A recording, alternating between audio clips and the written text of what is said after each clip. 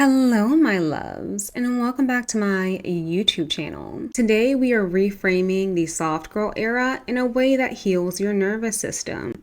But before we get into it, if you've been liking what I've been doing on this channel, please make sure to subscribe and turn those notification bells on. But yeah, let's go ahead and get into it.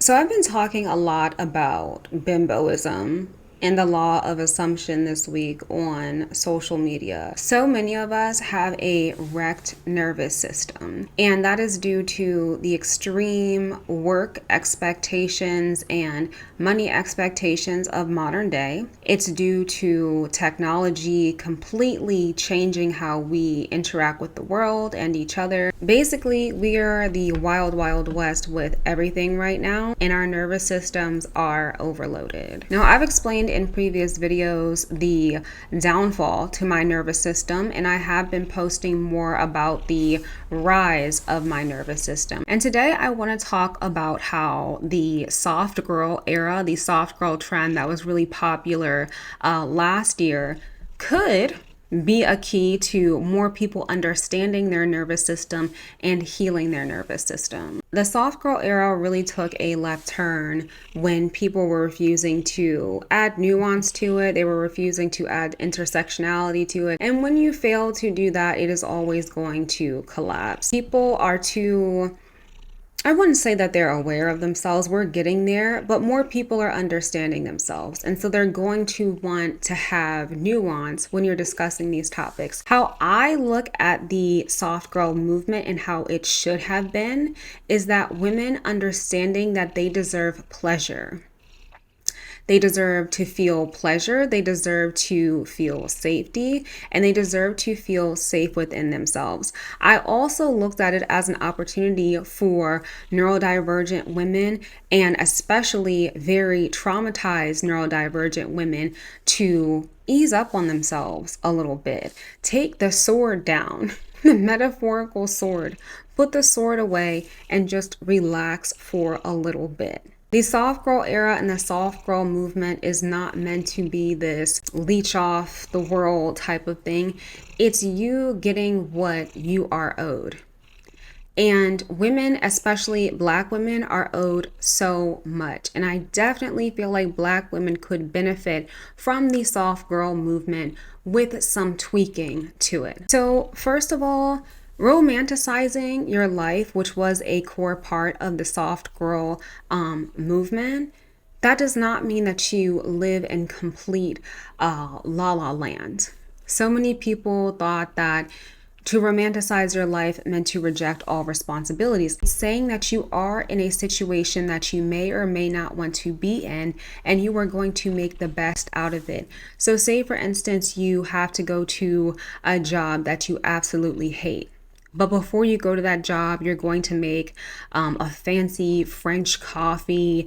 You're going to maybe take a bath in the morning, like literally take a bubble bath before work. It's saying you are in these situations that are harming your nervous system to eventually get out of them. But until then, we are going to do things that make us feel pleasure and happiness with the things that we have to do, but that we do not want to do. Gentle self-talk was also a huge part of the soft girl era.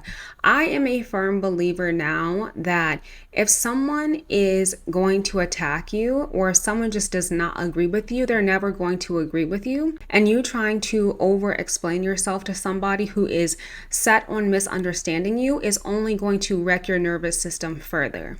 You going back and forth with people who will not believe you is only benefiting them, so stop it. We, especially as Black women, have had to and still have to fight all the time for our space. And I'm not saying you're never going to have to defend yourself again, but I'm saying if the argument can be left aside, let it. Silence is so powerful.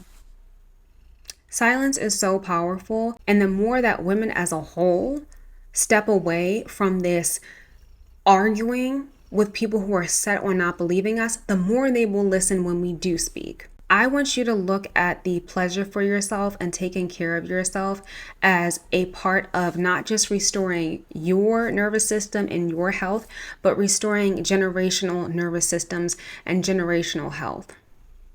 I don't believe in that whole guilt tripping, our ancestors had to do this, so we have to do this. I am saying they did not have the privilege to take a break. Yes, some of y'all are working 12-hour shifts out there, or you're hustling and you have 6 different side jobs. But if you have a moment to breathe, take that moment.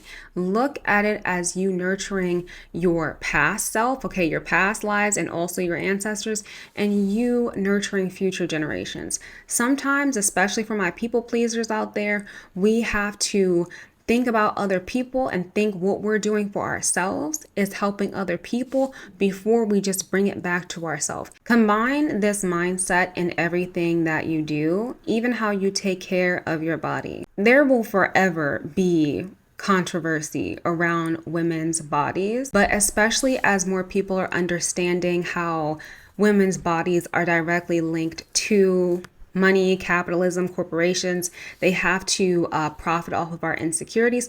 The more that people are separating themselves and their bodies away from their systems and are figuring out what feels good to them and what feels good to their body. So maybe doing Pilates 6 days a week does not feel good to your body. Maybe you're keeping up with it because of this expectation. Get in your soft girl headspace and learn what feels good to your body. And it might shock you. I have PCOS, okay? I have a lot of hormonal imbalances. I thought that lifting weights was going to skyrocket my testosterone. Lifting weights and learning how to listen to my body, which lifting weights taught me, was one of the best decisions that I've ever made. And maybe yours is different, but the point I'm trying to make is learn what you like and not what is projected onto you by others. Hope that y'all like this episode, okay? I do have a bimboism and law of assumption video. Also, I have some new Etsy tarot readings available, and I'm also available on Calendly as well. Thank y'all so much for watching, and I'll talk to you later. Bye.